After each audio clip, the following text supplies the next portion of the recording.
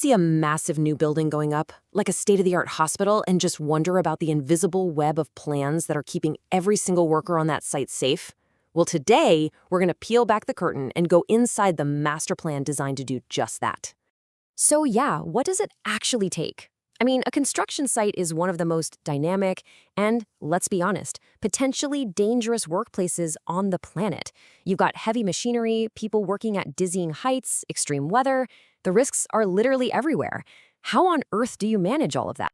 Well, it all starts with a document, a detailed blueprint for safety. And for this explainer, we are deconstructing the official Health, Safety, and Environment Plan for the construction of the Al Musa Specialist Hospital in Saudi Arabia. This thing right here, it's the rulebook, it's the guide, and it's the promise to protect every single person on that site. Now, a plan this important doesn't just come out of thin air, right? It's built on a solid bedrock of internationally recognized best practices. This is what ensures that the safety measures aren't just, good suggestions, but are proven methods that have been tested and refined on projects all over the world.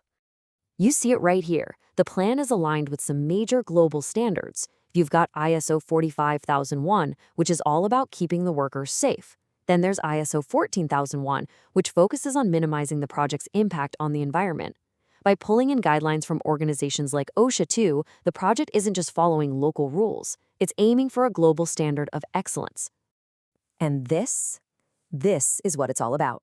This is the ultimate goal, stated right there in the document. The language is so simple, but it's incredibly powerful.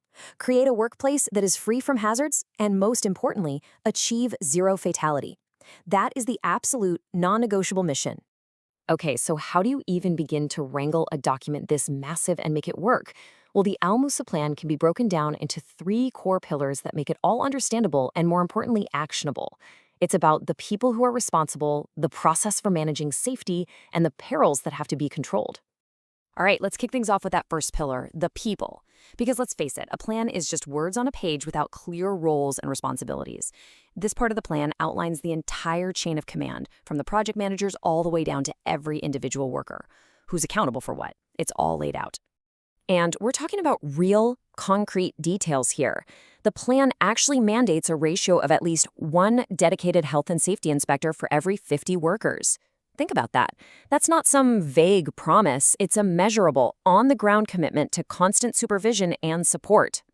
Okay, pillar number 2, the process. So, having the right people is one thing, but they need systems to follow, right? This is the how-to guide for safety. How are audits done? How are incidents reported? How is everything systematically checked to make sure it's working?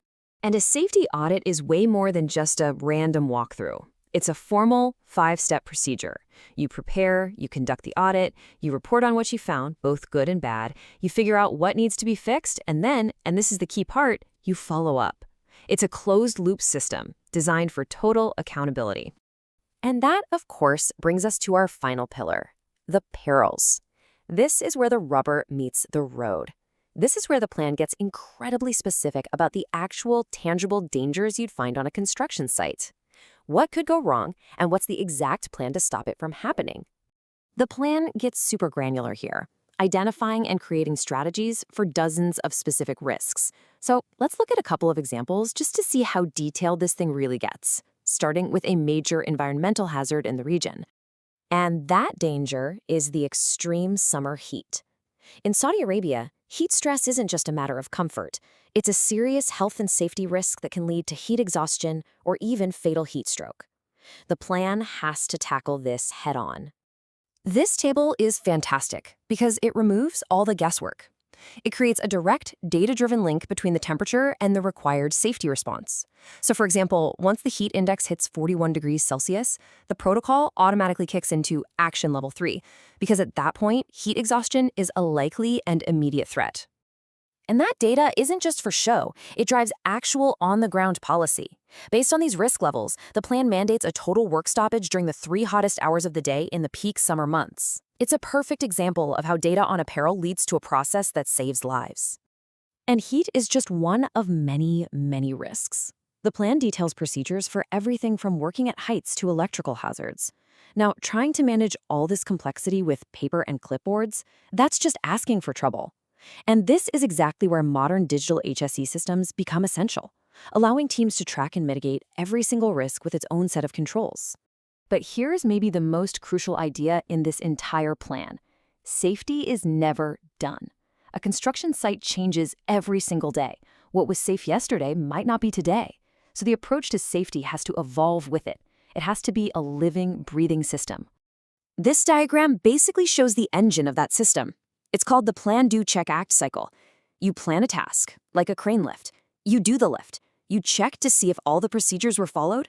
Then you act on what you learned to make the next one even safer. Now, imagine turbocharging that cycle.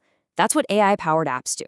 They provide real-time data for the check phase and can even suggest improvements for the act phase, constantly refining safety. You see, when you put all of this together, the standards, the people, the processes, it's all building towards something much bigger than just compliance. The real goal here is to create a genuine culture of safety. I want to end on this quote because, honestly, it might be the most important principle in the whole document. It explicitly empowers any employee to stop work if they feel a situation is unsafe. Now, that takes more than just a rule. It requires genuine psychological safety, where workers know they won't be punished for speaking up. That is what a real culture of safety looks like. So, as we wrap up, it kind of makes you think, doesn't it? From the buildings we work in to the software that runs our phones, our whole world is built on complex safety plans just like this one. What invisible blueprints, both physical and digital, are working behind the scenes to protect you every single day?